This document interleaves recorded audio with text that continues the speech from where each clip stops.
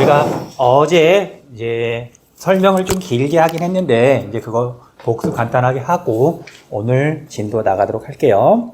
자, 어제 한 부분은 사실 정리하기로 하면 정말 몇 글자 안 돼요. 한번 봐볼게요.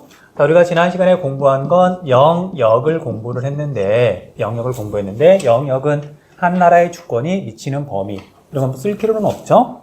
그런데 이 영역은 크게 세 가지로 구분이 된다. 영토, 영해, 영공. 그런데 우리가 영공은 아직 안 배웠죠. 지난 시간에 영토하고 영해만 했는데, 영토는 한반도하고 주변에 있는 섬, 그리고 우리나라 면적은 남북한 합치면 22만 제곱킬로미터, 남한만 따지면 20만 제곱킬로미터. 그리고 조금 더 여러분들 머릿속에서 생각하는 건 되게 빠르니까 조금만 더 생각하면 지도 딱 떠올리면서 43도, 33도, 06분, 124도, 132도 이렇게 떠올리면 끝이에요. 뭐 더 이상 쓸 건 없어요. 자, 그 다음에 이제 중요하다고 했던 부분이 영해였는데, 영해. 자, 어저께 공부했던 내용 중에 이제 핵심 키워드들 떠올려 봐야 돼요. 물론 그냥 막 떠올리는 게 아니라 이제 흐름이 있어야 되는 거잖아요. 그래서 우리가 영해를 공부할 때 이제 제일 먼저 공부했던 게, 영해는 영토가 끝나는 지점부터 영해가 시작되는 거니까 그 기준이 중요하다. 경계가 중요하다. 그걸 우리가 기선이라고 했었죠. 기준선의 줄임말 베이스라인. 쓰면서 떠올리면 되는 거지. 그리고 이 기선은 최저 조위선을 기준으로 한다. 바닷물의 높이가 제일 낮아졌을 때를 기준으로 한다. 이야기했었어요. 그리고 여기에서부터 최대 12에리까지 설정할 수 있다. 12에리는 약 20km다. 그쵸? 그래서 가까운데 다른 나라가 없으면 그냥 우리가 12에리를 설정하면 되는 거고, 가까운 곳에 다른 나라가 있으면 12에리가 아니라 서로 합의해가지고 설정하면 되는 거고, 어쨌든 12에리 약 20km다. 그리고 이런 기선이란다. 영해는 이제 영토랑 완전히 똑같은데, 기선을 설정해가지고 12에리까지 설정하는데, 단 하나, 무해 통항권이라는 게 있었다. 이건 기억하셔야 되죠. 그래서 그 나라, 연안국에 해를 끼치지 않으면 통보하고, 그러니까 허락을 받지 않고 지나가도 된다. 그래서 여객선, 상선, 무역선, 그 다음 유조선 같은 것들은 그냥 지나가도 되는데, 물고기 잡는 배, 어선, 또는 자원 탐사선, 또는 과학 탐사선, 그런 것들은 당연히 허락을 받아야만 지나갈 수 있다. 이것도 자주 물어보는 개념이에요. 자, 여기까지 했었고요. 그 다음에 이제 이런 기선은 이제 영해로 이렇게 톤 나와서 실제로 이제 적용하려고 봤더니 두 가지 방법으로 적용을 하더라. 자, 하나는 해안선이 단조롭고 섬이 별로 없는 경우 통상기선이라는 걸 적용하고요. 그냥 육지의 해안선이 그냥 기선이 되는 거죠. 그래서 우리나라에서는 통상기선을 적용하는 곳이 어디인가? 이건 글씨로 쓰는 게 아니라 머릿속으로 떠올리면 되는 거죠. 동해안의 대부분. 그 다음에 제주도하고 주변에 있는 섬 몇 개 안 되니까. 그 다음에 울릉도하고 독도. 이게 통상기선을 적용해서 영해를 설정하더라. 그 다음 통상기선 말고 직선기선을 적용하기도 하는데, 해안선이 복잡하거나 섬이 많은 경우, 가장 바깥쪽에 있는 섬, 그걸 최외곽도서라고 하는데, 이걸 직선으로 연결해서 그게 새로운 기선이 되는 거죠. 물론 이때 직선으로 연결할 때도 최저 조위선을 연결하는 거고요. 기억나시죠? 이렇게 직선 기선을 적용하는 곳은 황해, 남해, 그리고 대한해협, 그 다음에 동해안의 일부분인데, 동해안의 일부분은 사실은 이제 시험 문제에서 다루거나 그러진 않아요. 교재에 나와 있긴 하지만. 그런데 우리가 대한해협은 일본 쓰시마 섬이랑 너무 가까이에 있다 보니까 직선 기선이 돼 12에리가 아니라 3에리다. 기억나시죠? 맨날 물어봐요. 그래서 얘는 예외니까. 자, 그래서 대한해협은 꼭 기억하고 있으셔야 돼요. 됐죠? 자, 3해리라는 건 외우세요. 이게 이게 5L이라고 막 말해놓고 맞냐 틀리냐 그렇게 물어보진 않아. 얘는 12L이가 아니라는 게 중요한 거지 3L이라는 게 중요한 건 사실 아니니까요. 그쵸? 이렇게 하면 지난 시간에 했던 내용 다 정리가 된 거죠.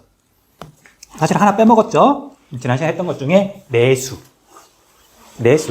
자, 그래서 통상기선은 그냥 해안선에서부터 해안선을 직접 그리는 거니까 통상기선에서는 내수라는 개념이 없죠.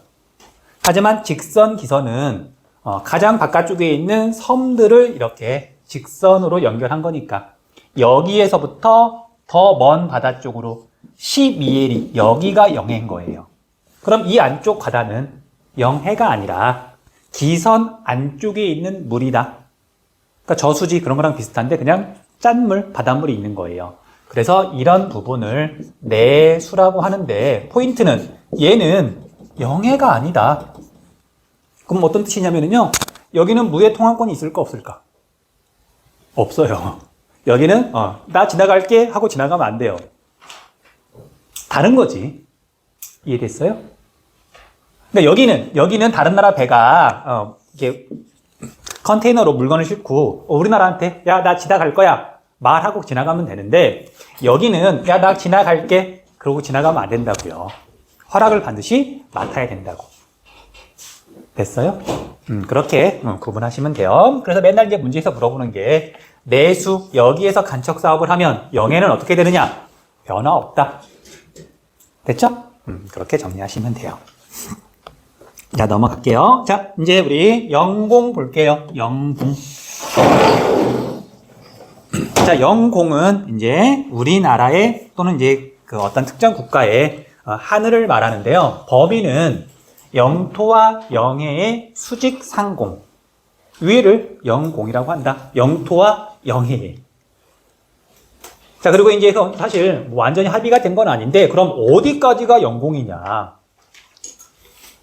자, 쉽게 말하면 그냥 상식에서 알고 있으시면 돼요.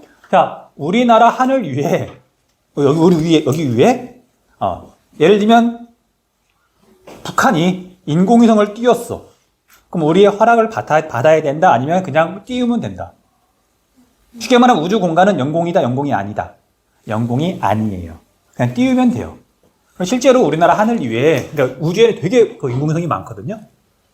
쉽게 말하면 그 일론 머스크가 그 전 세계 인터넷으로 이렇게 연결하려고 인공위성 띄우고 막 그런 거 띄우잖아요. 그냥 띄우면 돼요. 뭐 그걸 물어보진 않지만 보통은 대기권까지를 영공이라고 인정을 해줘요. 아무튼 자, 그런데 이 영공은 이제 이 부분이 포인트예요. 당사국의 허가 없이 다른 나라의 비행기가 절대로 통과할 수 없어요. 무조건 허락을 맡아야 돼요. 그러니까 배라고 하는 건 이제 보통 이제 물건을 많이 싣고 무역을 많이 하는데 비행기는 빠르긴 하지만 비싸니까 무역을 많이 하지 않거든요. 그래서 배는 무해 통항권이 있어. 근데 비행기는 무해 통항권 그런 거 없단 말이에요. 자, 생긴 건 여객기인데 거기다 성능 좋은 카메라 달아가지고 염탐, 스파이 관찰할 수 있는 거잖아. 그래서 하늘에 떠 있는 건 무조건 허락을 받아야 된다. 그 되게 좀 슬픈 이제 역사인데 과거인데, 1980년대에 우리나라 여객기가 이렇게 이제 미국에서 우리나라로 돌아오다가 고장이 난 거야. 그래서 이제 그 당시에는 소련이었거든요. 소련 영공으로 들어갔어. 근데 당연히 소련 입장에서는 당연히 안내를 하거든요. 야, 너 지금 우리나라 영공 들어왔다. 나가라. 안 그러면 너 떨어뜨린다. 근데 뭔가 고장이 났는지 이게 여객기야. 뭐 이게 전투기도 아니에요. 그런데 이제 소련 하늘을 날아가다가 정말 소련이 미사일을 쏴가지고 우리나라 여객기를 떨어뜨린 적이 있거든요. 그러니까 다른 나라 하늘은 함부로 들어가는 게 아니라고. 이제 옛날 얘기긴 하지만 또 아주 옛날은 아니어서 아무튼 헬리콥터나 드론이나 비행기나 전부 다 허락을 받아야만 들어갈 수 있어요. 그러니까 영해랑 차이점이라고 넘어갈게요. 그 다음에 시간이 지날수록 항공교통이 발달하고 뭐 인공위성 및 우주 개발이 활발해지면서 중요성이 커지고 있다. 영공까지는 이렇게 정리하시면 돼요. 됐죠? 자, 그 다음에 우리 배타적 경제 수역은 이제 시험에서 사실 제일 많이 물어보는 부분이에요. 뭐 강조 표시를 해놓으면 좋고요. 뭐 표시한다고 뭐 여러분들이 이렇게 더 잘 이해가 되는 건 아니겠지만 어쨌든 배타적 경제 수역 굉장히 중요해서 설명을 좀 더 할게요. 자, 여러분들 이제 처음에는 영해라는 것도 국가 사이에 약속이 없었어요. 1970년대까지는. 그런데 이제 뭐 배, 물고기 잡는 뭐 기술 같은 것도 발달하면서 이제 영해라는 걸 1980년대에 설정을 하거든요. 그 우리가 지금 공부한 것처럼 기선이 이렇게 있으면 여기서부터 12L까지 약 20km 정도만 영해가 되잖아요. 그럼 여기 한번 봐보세요. 동해안은 통상기선인데 여기 해안선이 있고요. 여기서부터 12해리까지 약 20km가 우리나라 영해야. 그리고 한참 떨어진 곳에 우리 울릉도가 있고요. 울릉도 주변에 우리나라 영해가 있어요. 그리고 독도 주변에 우리나라의 영해가 있어요. 자, 이렇게 봤을 때 영해의 범위가 넓게 느껴져요? 아니면 좀 좁게 느껴져요? 좀 좁죠. 쉽게 말하면 울릉도하고 우리나라 중간쯤에 있는 바다 있잖아. 우리 조상들이 대대로 여기 가서 물고기도 잡아오고 그냥 우리의 바다로 사실 인식이 되잖아. 그런데 국제법상 우리나라의 영해가 아니에요. 그러니까 이제 자꾸 영해는 설정을 해놨는데 자꾸 일본이나 중국이나 러시아나 걔네들이 여기 와서 막 물고기를 잡는 거야. 그럼 우리 입장에서는 뭐 그 반대 경우 이런 데 가가지고 일본 가까운 바다에 가가지고 막 우리나라나 중국이 물고기를 잡는 거예요. 그러면 당연히 기분 나쁘잖아.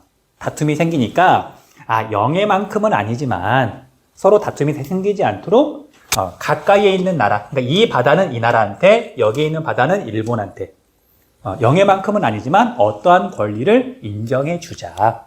그래서 나중에 또 설정하게 된 게 배타적 경제 수역이에요. 개념은 이해했어요? 그래서 이건 뭐 외울 필요는 없는데 어쨌든 우리가 그래도 알면 좀 도움이 되니까 인천에서 강릉까지 직선 거리로 200km 정도. 그런데 영해는 약 20km밖에 안 되니까 어떻게 보면 되게 좁아요. 됐죠? 그래서 좀 더 넓은 범위인데 영해만큼은 아니지만 경제적 권리만 인정해주자. 어떤 나라한테? 이 바다에서 가까이에 있는 나라한테만 다른 나라 빼고 독점적으로, 배타적으로 경제적 권리를 인정해주자. 이런 바다를, 이런 수역을 배타적 경제 수역이라고 한다. 됐죠? 자, 이제 또 외울 부분이 있어요. 자, 이제 그래서 배타적 경제 수역은 이제 정의는 이야기해줬고, 얘도 당연히 범위가 중요해요. 범위를 말하려면, 그럼 어디서부터? 기준점이 있어야 되거든요. 기준선이 있어야 되거든요. 자, 그런데 우리가 이미 기준선은 공부했죠. 기선 공부했잖아. 똑같아요. 그러니까 영해랑 배타적 경제 수역이랑 기선에서부터 설정하는 건 똑같다고. 자, 그래서 기선에서부터, 통상기선, 직선기선에서부터 얘는 200캐리까지예요. 200캐리면 약 360km. 좀 넓죠? 충분히 넓어요. 그래서 200캐리까지 인정을 하는데, 그런데 기선에서부터 12해리까지는 이미 영해잖아. 자, 그림을 간단히 그릴게요. 자, 우리가 여기가 기선이 있어요.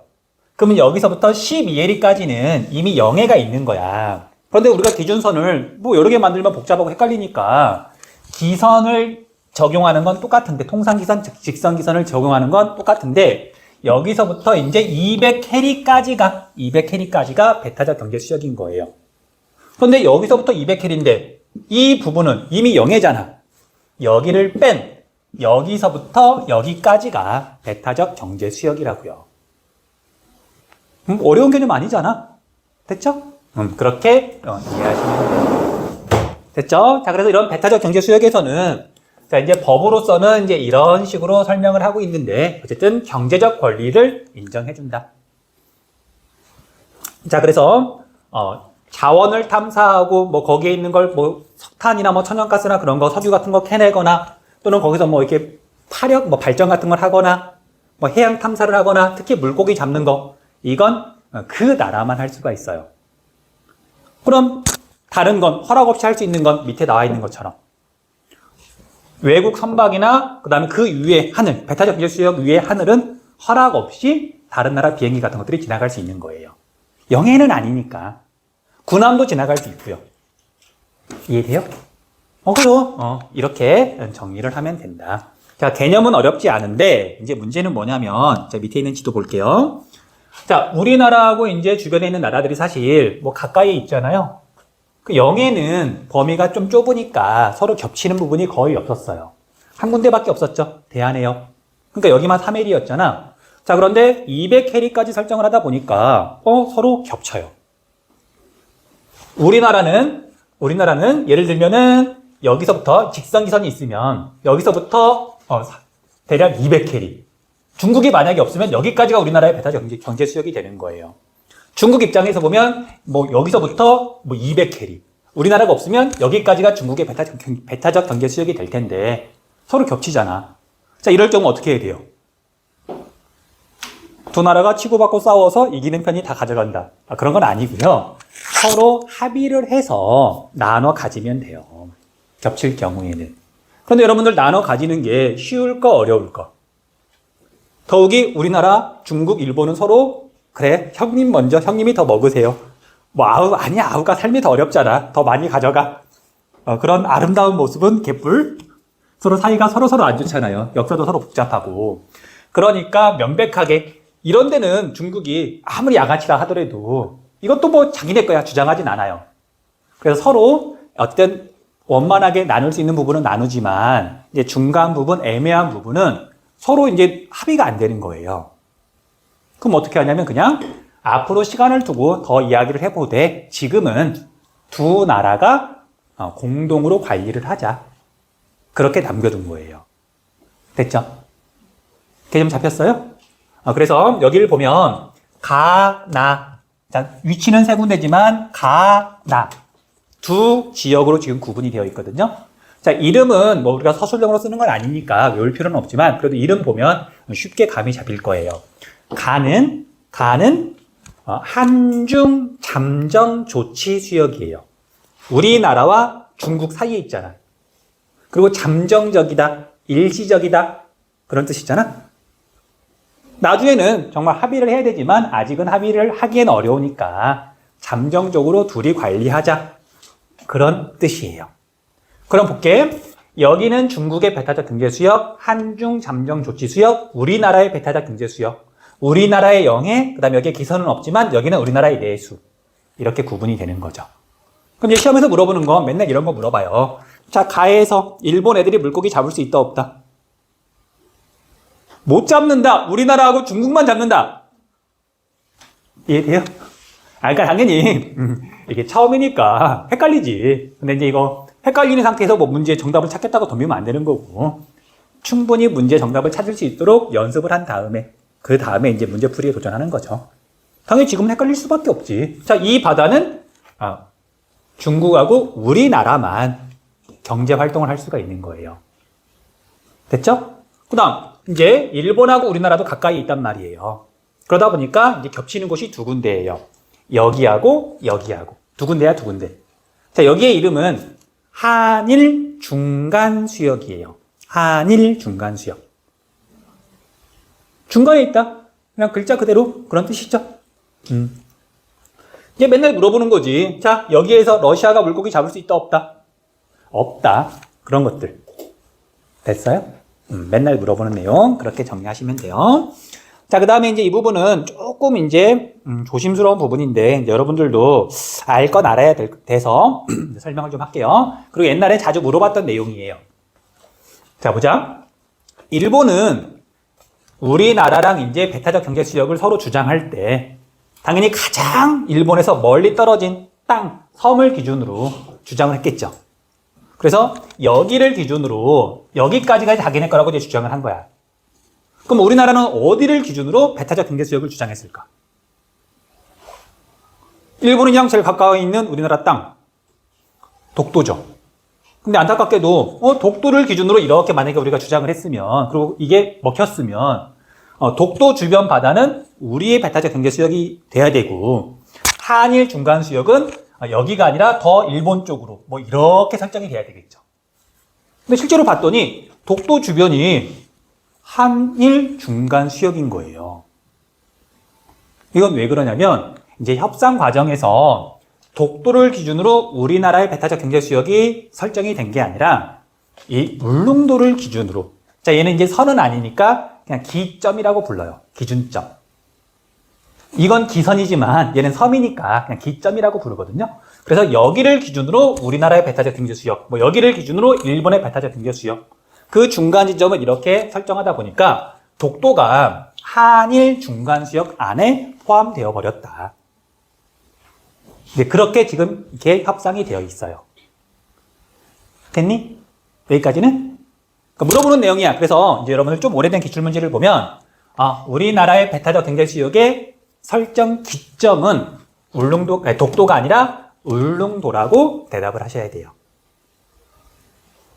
자, 이제 이건 왜 그러는지 이제 이유를 이야기해 줄게요. 자, 여러분들, 독도는 유인도다, 무인도다? 유인도다, 무인도다? 자, 여러분들, 죽었다 깨어나도 유인도라고 대답해야 돼요.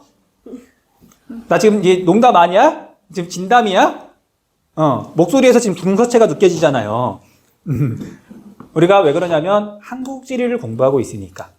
그러니까 국제법이 어떻게 됐든 우리 지금 한국지리 공부하고 있잖아. 원래 역사라고 하는 건 약간 자국 이기주의잖아. 어쩔 수 없는 부분이잖아요. 그러니까 백두산이 우리나라에서 제일 높은 거고 북한을 무시하는 거잖아. 어떻게 보면 한국지리니까. 됐죠? 그래서 독도는 유인도라고 대답을 하셔야 돼요. 됐죠? 실제로 시험 문제에서도 물어보는 내용이야. 자, 왜 그러냐면, 자, 바다에 보면 사람이 사는 유인도가 있고요. 사람이 살지 않는 이제 섬들도 있죠. 뭐 그런 섬들 중에 작은 걸 우리가 보통 암초라고 부르는데, 암초가 굉장히 많아요. 그러니까 무인도가 굉장히 많아요. 그래서 세계 나라들이 이런 암초 가지고 자기네 땅이라고 막 주장하기 시작하면 갈등이 너무 많은 거야. 그리고 국제법상 어떤 나라의 영토로 인정을 받고 그리고 거기서부터 영해와 배타적 경제 수역을 설정하려면 유인도만 인정을 받아요. 그런데 우리가 독도는 국제법상 무인도일까 유인도일까? 자, 이렇게 지금 강조해서 말한 건 여러분들이 눈치가 있으면 무인도라고 대답을 해야지. 국제법상 안타깝게도 독도는 무인도예요. 그런데 이제 우리는 독도를 유인도라고 당연히 주장을 하는 거고 우리나라 사람들이 실제로 거기에 거주하고 있으니까. 근데 아직은 국제사회에서 독도를 우리나라의 공식 영토라고 정식 영토라고 인정을 해주진 않아요. 안타깝게도. 그러니까 이제 독도가 문제가 되는 거죠. 어떻게 보면.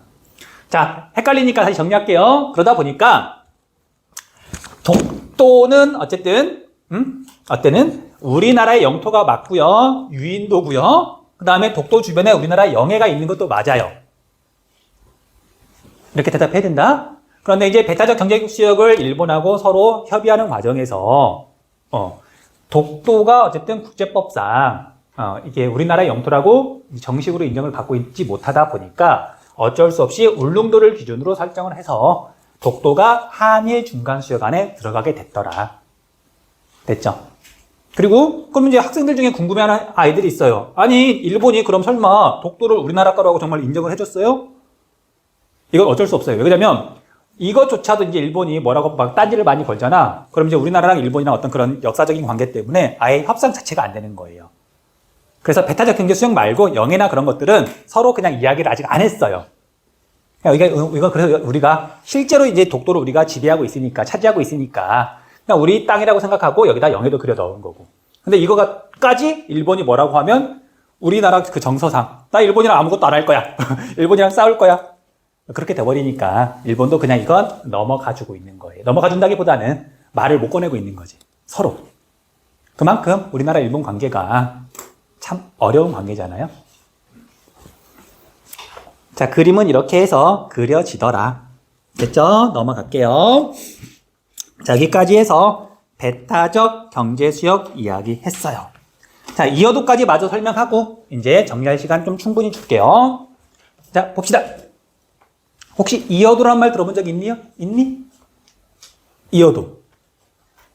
자, 지도를 보면은요, 우리나라 영토 가운데 가장 남쪽은 여러 번 강조했던 것처럼 제주도 남쪽에 있는 마라도예요.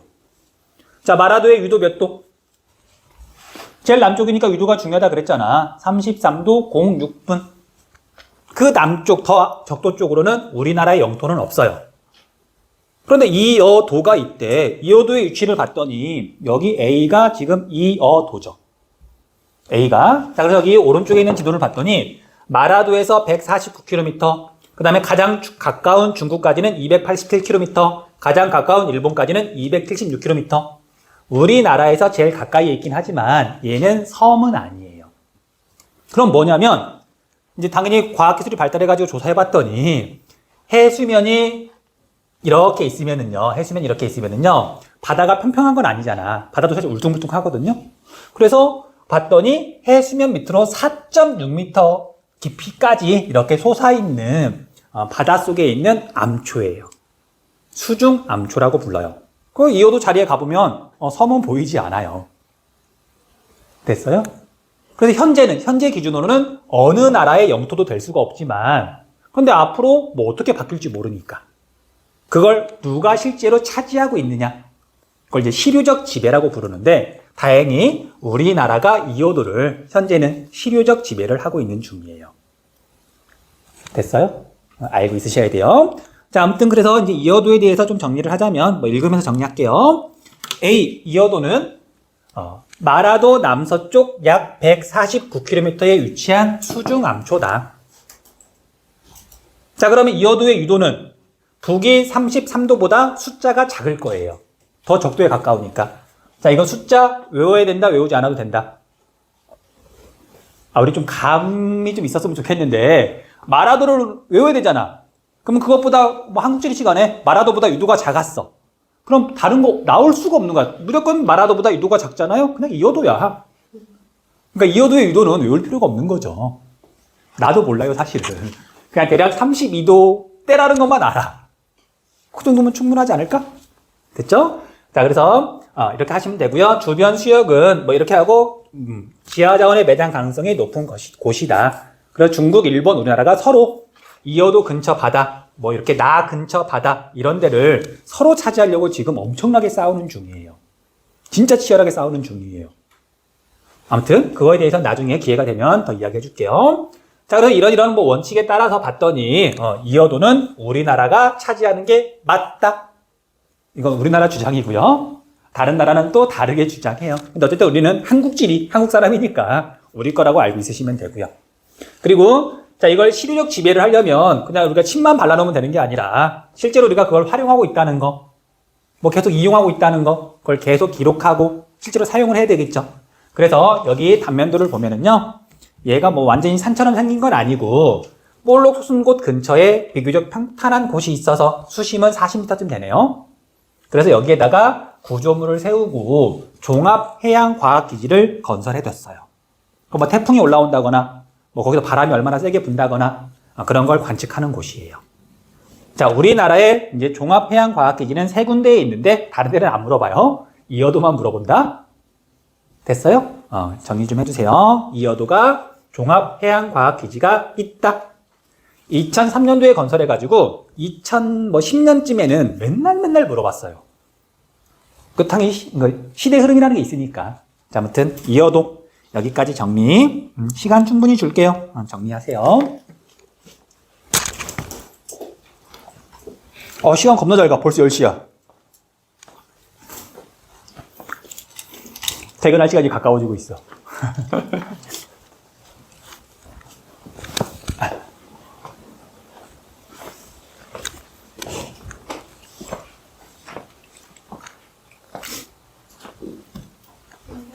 네. 여기는 동해안 쪽이니까 직선을 통상계산이죠. 그러면 여기 해안선부터 12해리까지 네. 가 그거잖아요. 근데 네. 여기는 길이가 아까 20해리라 20km 정도. km요. 그러니까 12L인데 네.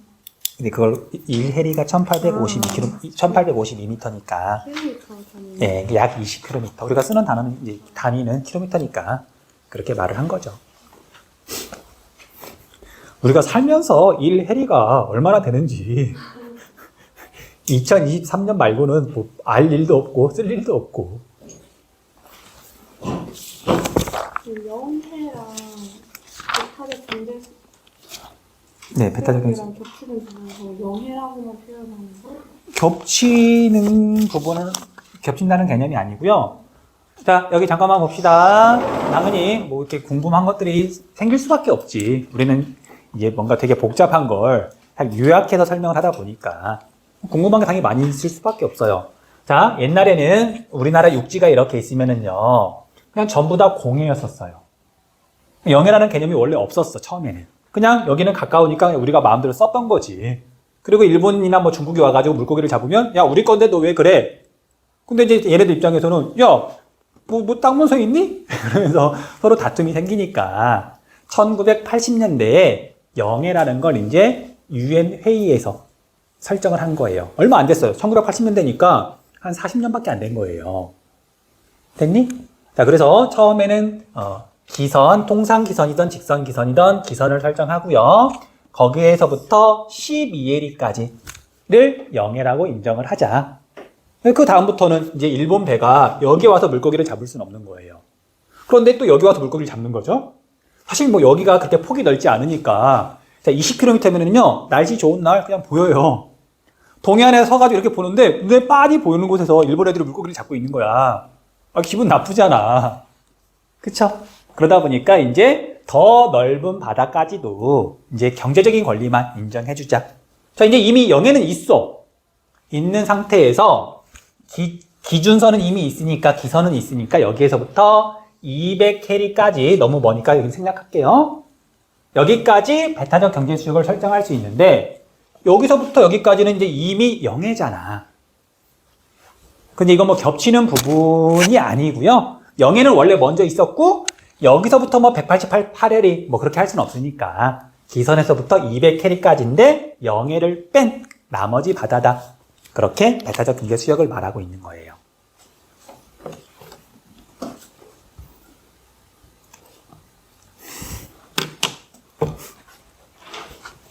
자, 우리 페이지 넘겨서 9페이지 볼게요. 자, 여기는 독도 문제긴 한데 지리라기보다는 사실은 역사에 가까워서 한국사 시간에 아마 자세히 공부할 거예요. 그래서 최대한 빠르게 정리하고 이번 시간 마칠게요. 자, 우리가 독도는 지리적 특색, 위치 및 구성을 보면은요. 중요한 부분은 지금 표시를 해뒀죠. 우리나라 가장 동쪽에 위치하고 있다. 자, 그래서 독도에 대해서 물어볼 때는 글로 물어보던 지도를 제시하든 사진을 제시하든 얘가 제일 중요하죠. 131도 52분. 독도니까 외우라고요. 설마 아직도 못 외우진 않았겠죠. 눈빛들 보소. 외웁시다. 독도니까. 독도 말아도 외우셔야 돼요. 여기서 이러고 있어. 그 다음, 독도는 큰 섬 2개와 작은 섬 여러 개로 이루어져 있다. 그런데 실제로 막상 가서 보면은요, 독도가 사실 마냥 작지도 않아요. 여기서 여기까지 200m잖아요. 물론 큰 섬은 아니긴 하지만 가서 보면 꽤 그래도 크게 느껴진다 그러더라고요. 난 아직 가보진 못했는데 아무튼 그 다음 자연환경은 뒤에 가면 독도 화산 지형에서 자세히 공부할 거예요. 뭐 자세히보다는 화산 지형에 대해서 공부할 거거든요. 그때 이야기할게요. 어쨌든 얘는 신생대 제3기의 화산 활동으로 만들어졌다. 그런데 얘가 동해 바다 한가운데 있다 보니까 오랜 시간이 지나면서 파도 때문에 깎여서 뭐 분화구나 그런 건 남아있지 않아요. 그냥 화산섬이다. 그렇게만 알고 있으면 돼요. 그리고 전체적으로 경사가 급하다. 우리 독도 사진 본 적 있죠? 경사가 급하니 완만하니. 급해서 바위섬이어서 뭐 그래서 바위가 부서지면 흙이 생기는데 흙이 쌓여야 흙이 보이는데 거기는 경사가 급하니까 다 굴러 떨어져서 바위섬이잖아요. 경사가 급하다. 그렇게만 알고 있으시면 돼요. 자, 그리고 깊은 바다, 동해바다는 우리가 되게 깊어서 온도 변화가 상대적으로 적어요. 그래서 해양성 기후가 나타난다. 넘어가시면 되고요. 자, 독도의 가치는 뭐 이렇게 써 있는데 그냥 독도는 그냥 평범한 섬이 아니죠. 자, 여러분들은 아마 본 적이 없을 텐데 이제 우리나라 역대 대통령 중에 노무현 대통령이라고 있었어요. 네, 돌아가셨는데 이제 그 분이 연설을 되게 잘하셨거든.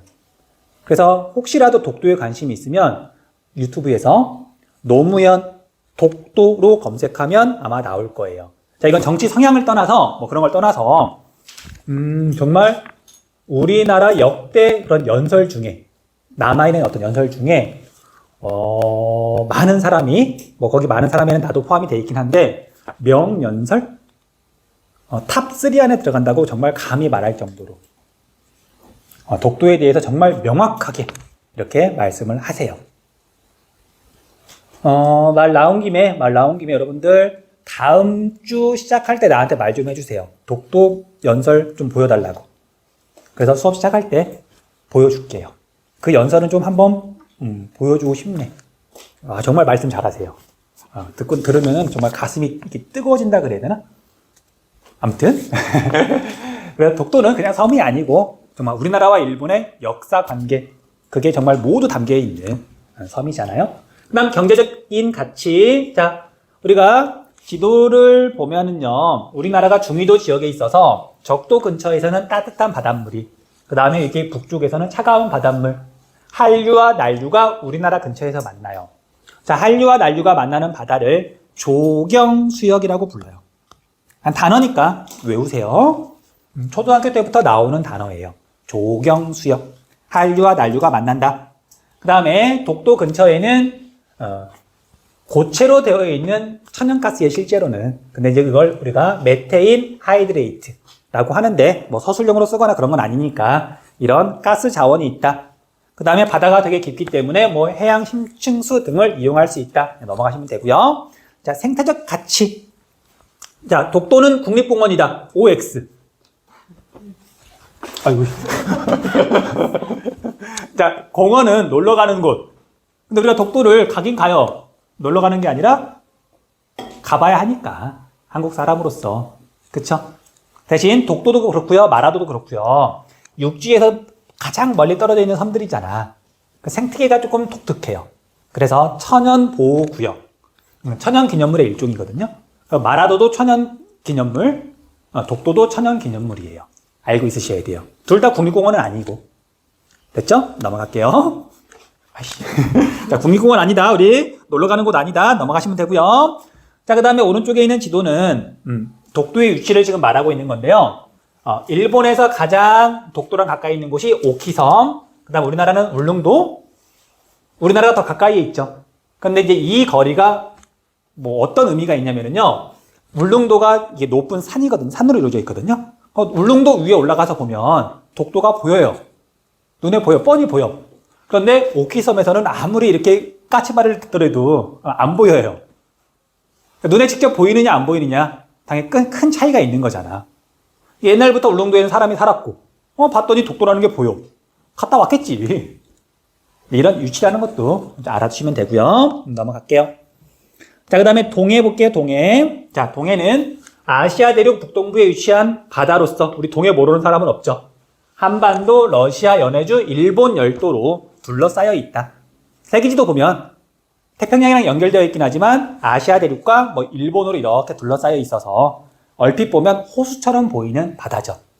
자, 아무튼 이 동해를 동해라고 할 것인가? 일본해라고 할 것인가? 그 이야기예요. 당연히 이제 우리가 한국 지리를 공부하고 있다 보니까 이제 우리는 동해라고 당연히 주장을 하는 거고 당연히 동해가 맞는 거고 그런 근거들에 대해서 조금만 살펴볼게요. 자, 삼국사기, 광개토, 대학능비, 팔도, 총도는 조선 팔도. 그냥 우리나라 지도를 말하는 거예요. 조선시대에 제작한 지도, 아국, 총도는 나, 아자예요. 나를 타는 한자, 나, 아자. 우리나라 총지도란 얘기예요. 이것도 우리나라에서 제작한 지도예요. 그리고 조선, 일본, 유구 국도도 조선과 일본과 그 다음에 유구는 그러니까 류쿠, 오키나와. 옛날에 오키나와가 류쿠국이라는 나라가 있었거든. 그래서 그 세 나라를 그린 지도인데 여기에서도 이제 동해라고 표기가 되어 있는 거죠. 그러니까 옛날부터 우리나라 동쪽에 있는 바다를 동해라고 표기했다. 라는 내용, 뻔한 내용이고요. 그 다음에 일본이라는 나라가 만들어지기 훨씬 전부터 동해라고 썼다. 그리고 동해 표기를 위해서 다른 나라들도 이제 동해라는 걸 알고 뭐 문서나 지도나 동해를 표기할 수 있도록 정부나 아니면 민간 단체가 많이 노력하고 있다. 점점 동해 표기가 늘어나고 있다. 뭐 뻔한 내용이죠. 그런 독도랑 관련해 가지고 뭐 동해랑 관련해 가지고 활동하는 그런 단체가 반크라고 있잖아요. 잘 모르나? 그 동아리가 있는 학교들도 있어요. 반크 동아리라고. 뭐 우리 학교는 없는데 아무튼 그런 단체들도 있어. 자, 이제 밑에 있는 건 이제 뭐 외울 건 외우시면 되는데, 자, 팔도, 총도, 아국, 총도는 보면 알겠지만 우리 한반도 우리나라에서 제작한 그냥 우리나라 지도예요. 그래서 우리나라 지도, 우리나라 사람이 이제 우리 물론 조상이죠. 동해라고 표기했어. 물론 근거가 되긴 하지만 상대적으로 힘은 조금 약해요. 그냥 우리가 계속 말을 해온 거니까 자, 그런데 오른쪽에 있는 건, 자, 이름을 뭐 외울 필요까지는 없는데, 그래도 삼국 접양 지도, 우리나라, 러시아, 일본 접해 있는 해양, 동해 지도란 말이거든요. 자, 이 지도는 일본이 만들었어요. 우리가 만든 게 아니야. 옛날 일본이 만든 건데, 여기에서도, 조선, 울릉도하고 독도를 조선 거라고 표기하고 있고요. 동해를 동해라고 표기하고 있더라.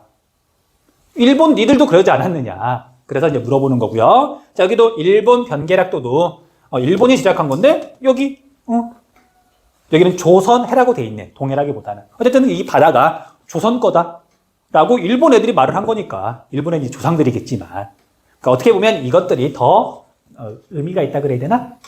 그래서 물어봐요. 기출문제 보면 뒤에 있는 문제 보면 뭐 어렵게 물어보진 않는데 지도 보면 우리 한반도만 그려져 있다. 그냥 우리가 제작한 거. 근데 한반도가 아니라 그 주변까지 좀 넓게 표현이 되어 있다. 우리가 제작한 건 아니고요. 그렇게 구분하시면 돼요. 자, 그 외에 다른 거 뭐 추가 설명할 건 없고요. 자, 이제 뒤에 있는 문제풀이는 선생님 유튜브 채널에 와서 보면 1단원 문제 해설은 지금 올라가 있어요. 공부하고 혹시 뭐 궁금하다, 해결이 잘 안 된다 그러면 유튜브 채널을 봐도 되고요. 아니면 나한테 직접 물어봐도 되고. 자, 여기까지 해서 질문 궁금한 거 없구나. 자, 홍보 하나 할게요. 자, 이미 말을 했는데 나 이번 주 일요일 날 내일 모레 아침 8시부터 아마 12시 정도까지 열심히 서울 시내 한복판을 뛰고 있을 거예요. 그래서 여러분들 혹시 일요일 날 뭐 잠 충분히 자고 뭐 할 일 하고요. 근데 아침에 일어났더니 한 10시쯤 됐어. 그러면 그냥 지리 선생님 되게 열심히 뛰고 있겠구나. 그냥 속으로 응원 한 번만 해주세요.